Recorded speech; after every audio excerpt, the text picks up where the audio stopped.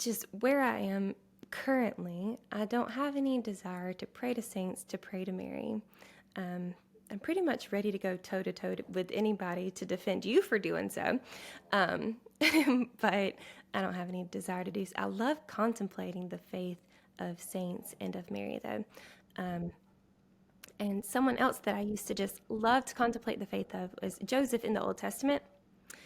Joseph in the coat of many colors. One of the best stories just ever known to mankind is, from Jacob's birth to Jacob's death, and then Joseph's story is sort of embedded in between there. But Joseph, as he is born, and then his brothers try to sell him into, or they do sell him into slavery. But first they try to kill him. They're like, no, this is a better idea to sell him into slavery. And then he has all these experiences, and then is risen up to the second most powerful person in Egypt. And then he is reintroduced to his brothers through being the second most powerful person in Egypt. And he has this opportunity to help them in preparation of famine.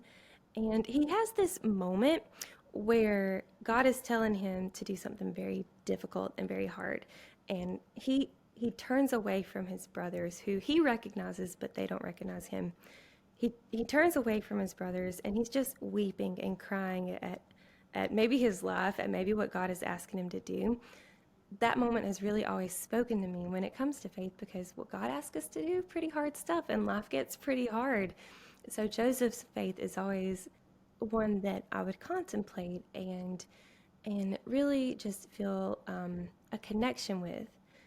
When it comes to Mary, when I contemplate her faith, it's something completely different. Something different happens because her entire life is, so that moment at the wedding in Cana where she says, do whatever he tells you, it appears that's her entire life. Her entire life is doing whatever he tells you.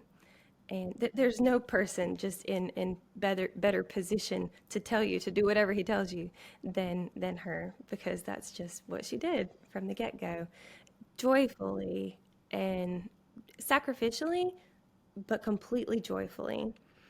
And when I contemplate Mary's faith, it's something different. Something different happens than when I contemplate the faith of Joseph or Moses or so on and so forth. And I've really enjoyed learning about Mary with that different lens.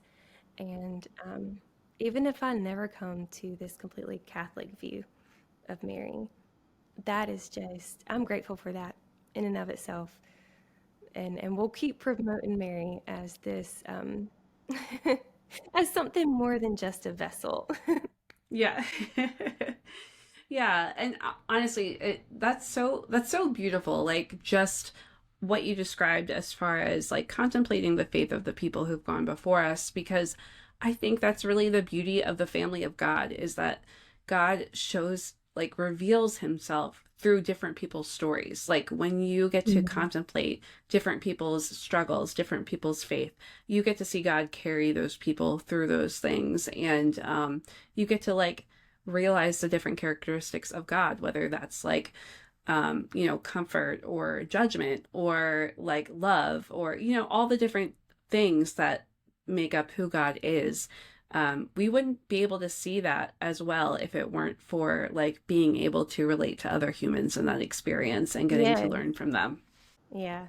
And that's something I've always loved, is connection with other people.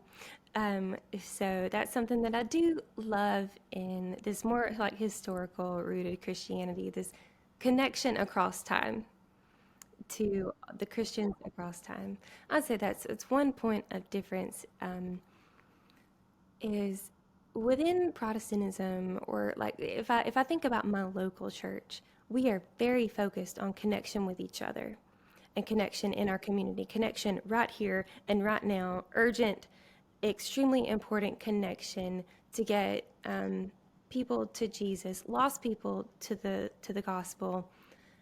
And then I look at Catholicism, and it's like that's there, it's there, but there's also this huge importance on understanding that we're not alone. We're standing on the shoulders of giants. We have connection across history and concern for the future. And so I don't know. I feel like a fish out of water right now because I'm loving everything. Yeah, I when I jumped into it, it kind of scared me how much I really like agreed and thought was great, as I was like Yeah. learning about it, even though I had differences, even though I wasn't there yet, like in my own journey, like years ago. But there is something really beautiful about like I could walk into a Catholic church in Japan and it would be like we would be saying the Process. same prayers together. Yeah. Yeah, exactly. And it goes back to that universal Yeah. church, that Catholic church. And I mean, of course you get that with other things too. Like I could walk into like a Methodist church in England and sing with them and with my whole heart and feel connected to those people, Yeah. like there's that, with many denominations. But yeah, it's cool to know that like even going back in history, like reading some of the um liturgies from, the first couple hundred years of the church, and we're Mhm. still saying the same prayers in the same order. Like you don't Yeah. get that everywhere. No, oh, you certainly don't. Nor do you even think that it's necessary or even consider it as possible. In a Protestant church like I've always grown up in, it's been you come into the church service, we have some songs, some announcements, some songs, some meet and greet, songs, offering, message, and another song and altar call. And that is the entire service. And you just kind of imagine it's always been that way. Um, Now, a few weeks ago, when I was looking for more of those early church liturgies, I shared a video on my community. Did you happen to catch that? It was some, someone had done a very sort of cinematic um, overview of Justin Martyr's apologetic letter from, oh gosh, I want to say it was 165.